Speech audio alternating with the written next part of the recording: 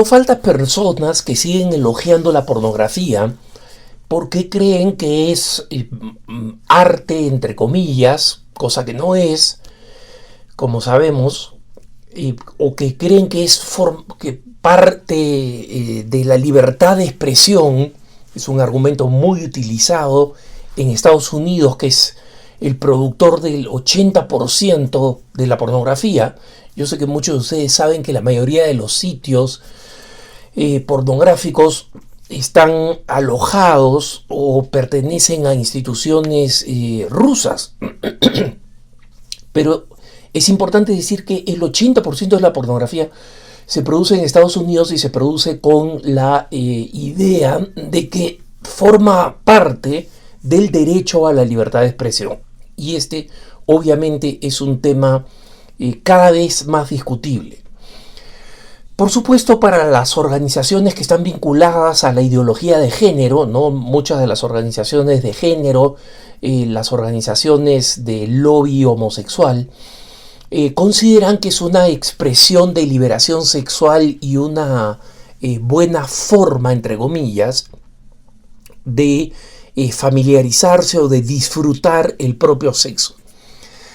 La verdad es que todas estas teorías se encuentran cada vez más en decadencia y por una razón muy sencilla, y es que todas estas teorías se encuentran con realidades mucho más dramáticas. En primer lugar, el hecho de que la pornografía está ligada a la trata de personas, especialmente aquellas pornografías más degradantes, que no quiero mencionar ahora por nombre, pero que ustedes pueden imaginar, y si no se imaginan les puedo decir que existe pornografía tremendamente degradante en términos de filías, en términos de edades, etc. Entonces, además de estar vinculado a esta explotación de personas, está también vinculado a un proceso de adicción. O sea, cada vez más psicólogos y psiquiatras que son, digamos, ajenos al mundo cristiano, es decir, que no tienen en sí mismos, no tienen problemas morales con la pornografía, pero sí se dan cuenta que el tipo de consumo y de dependencia que genera en los consumidores responde perfectamente a la conducta de un adicto, ¿no? A esto se suma un tema que mencioné recientemente, y es el tema de la manera violenta con que cada vez más hombres tienen relaciones sexuales consensuales y cada vez más mujeres denuncian actos de violencia en medio de relaciones sexuales consensuales, es decir, que estaban de acuerdo en tener esas relaciones, ¿no? Y que estos patrones son aprendidos por la pornografía. Recientemente hay un artículo muy interesante, escrito por una especialista en psicología. Y esta especialista es una de las estudiosas del Claremont Review, que ve tendencias culturales, y se puso a investigar el impacto de la pornografía en Inglaterra. Y la razón por la que la hizo en Inglaterra es porque en Inglaterra existen estudios mucho más antiguos sobre la sexualidad y los hábitos sexuales de las personas. Prácticamente inmediatamente después de la Segunda Guerra Mundial se comenzaron a realizar. Entonces existen muchos elementos elementos estadísticos que permiten medir la pornografía, ¿no? Y una de las cosas que ha observado esta estudiosa es que en 1949, cuando se realizó la primera encuesta en Inglaterra sobre hábitos sexuales, y recordemos 1949, un año donde no se hablaba tan abiertamente del sexo, ¿no? Pero la pregunta era, ¿cómo aprendiste la realidad del sexo, cómo digamos, en tu pubertad o adolescencia supiste que qué cosa era el sexo y qué cosa era una relación sexual. En 1949, más o menos el 20% respondió que sus papás se lo habían explicado. 8% dijo que lo habían aprendido en un libro, y no en un libro, digamos, pornográfico, sino normalmente, usualmente en un texto de medicina o en un panfleto de higiene personal que los ministerios de salud distribuían por temor a la transmisión de enfermedades sexuales, ¿no? Y lo que es curioso es que el grupo más amplio, estamos hablando de una Inglaterra donde todavía había un mundo rural muy importante, un cuarto, es decir, 25%, dijo que simplemente la pescó, o sea, aprendió, ¿no? Y dice, y citan a un granjero que dice, oye, mira, nadie tuvo que enseñarme porque yo tengo ojos y veo pues cómo se reproducen los animales, ¿no? Y todo esto ha cambiado radicalmente para aquellos que han nacido a partir de 1995. Ojo, no una encuesta realizada en el 95, sino una encuesta reciente de aquellos que han nacido a partir de 1995. Y cuando se les preguntó cómo así habían adquirido conocimiento del sexo, y más del 40% afirmaron haber aprendido del sexo a través de mirar páginas porno, usualmente en el dispositivo móvil de un amigo, alrededor de los 13 años, ¿no? Entonces, obviamente hay una serie la gente puede decir, mira, la pornografía ha existido desde siempre, mira las estatuas de carácter erótico, que es debatible, pero digamos que lo fueran, ¿no? De los griegos o los romanos, o algunas culturas precolombinas en la región de América Latina. Pero esta investigadora dice que en este momento, lamentablemente, nosotros estamos enfrentando tres diferencias abismales de lo que sucede ahora con la pornografía, y por qué la pornografía está, número uno, enseñando mal qué cosa es el sexo a los adolescentes y jóvenes.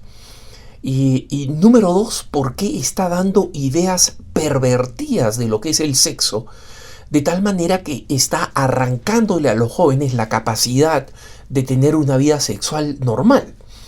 Y ella señala tres factores. En primer lugar, las imágenes en movimiento, ¿no? Cuando alguien leía, digamos, escritos eróticos, ¿no? Libritos que se escribían, que eran populares y que se vendían bajo la mesa, o incluso las revistas pornográficas, ¿no? Y los psicólogos han determinado que los escritos pornográficos palidecen en impacto comparado con una sola imagen pornográfica, ¿no? Y la más sugestiva de las imágenes fijas pornográficas, ¿no? Son muchísimo menos estimulantes que 30 segundos de video, ¿no? El video, que es la forma habitual como se está consumiendo pornografía, es un medio completamente diferente, y que dice muchas veces se parece al PTSD, ¿no? Es decir, al síndrome de herida postraumática, ¿no? El síndrome de desorden postraumático, ¿no? La segunda característica es el total ocultamiento. Ella le llama privacidad, pero es más que privacidad. Es que la gente que ve películas pornográficas, ¿no? Digamos, muchos en las épocas anteriores a los videos disponibles en teléfonos móviles, saben que para ir a ver películas pornográficas había que ir a cines pornográficos, a exhibiciones pornográficas. Y estas exhibiciones suponían que una persona con deseo de ver imágenes pornográficas tenía que desplazarse a un lugar, entrar al cine, arriesgarse a ser visto. Hoy en día todo eso ha desaparecido, ¿no? Ver pornografía resulta que es algo que se puede hacer de forma completamente oculta. Un adolescente puede estar viendo pornografía todo el tiempo que quiera en su dispositivo móvil cuando toda la familia está acostada y cuando la familia cree que él también está acostado, ¿no? Y la tercera terrible realidad, y que ha tenido un impacto tremendamente negativo en los matrimonios, especialmente en las personas adictas, es la abundancia, la variedad, ¿no? Las distintas formas de filias y de formas pornográficas, ¿no? La estudiante, esta estudiosa, esta analista, dice que entre 1988 y el 2005, es decir, antes que existieran los canales pornográficos en internet, el número de videos pornográficos que se producían cada año crecía por un factor de 10, es decir, entre el 88 y el 2005, el número de videos pornográficos producidos en un año saltaron de 1.300 a 13.000, ¿no?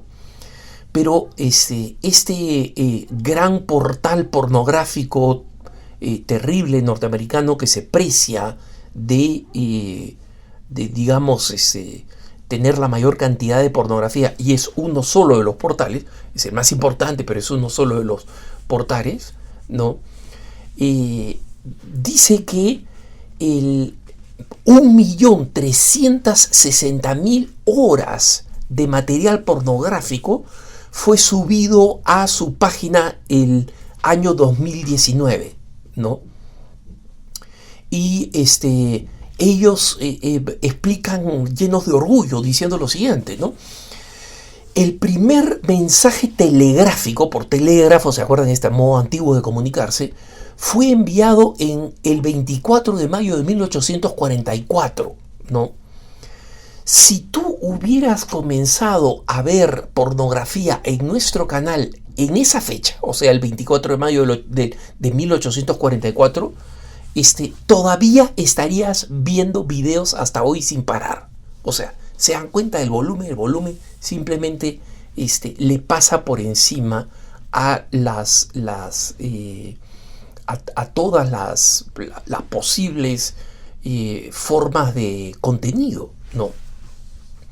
Entonces, el gran problema es que esto ha creado toda una industria que ha creado una cantidad enorme de patologías. Y esta experta dice que una de las características que han surgido cada vez más es el crecimiento de personas que supuestamente sabe de sexo, pero que básicamente se han comenzado a llamar sexólogos, son muchos, y que en realidad no existe una persona que sea experta en el sexo, porque la manera como funciona la sexualidad en cada persona es completamente distinta, y la ideología de la que vienen estos famosos, entre comillas, sexólogos, puede ser completamente arbitraria. Miren, hermanos, recientemente en Hollywood se supo la tragedia de una famosa experta en, entre comillas, sexología y terapia familiar. Y esta pobre mujer que fue asesinada por su ex novio, su ex pareja, había sido modelo, había aparecido desnuda en la página central de la revista pornográfica Playboy, y luego se había dedicado al training, al coaching físico de las personas.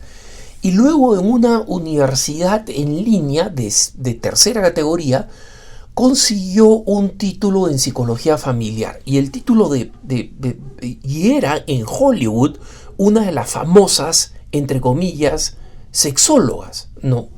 Entonces, todo esto hace cada vez que la pornografía se evidencie como un problema grave. No un problema cualquiera, sino un problema grave frente al cual ya no solamente los católicos, que obviamente por fe y por valores y por respeto a nosotros mismos nos abstenemos de consumir esa basura, sino que por todos los problemas que están implicados en la manera que está distorsionando la sexualidad, destruyendo los matrimonios y alentando el tráfico de individuos, es el momento de que el Estado y las políticas públicas entren a tallar y participen. Que tengas un buen día.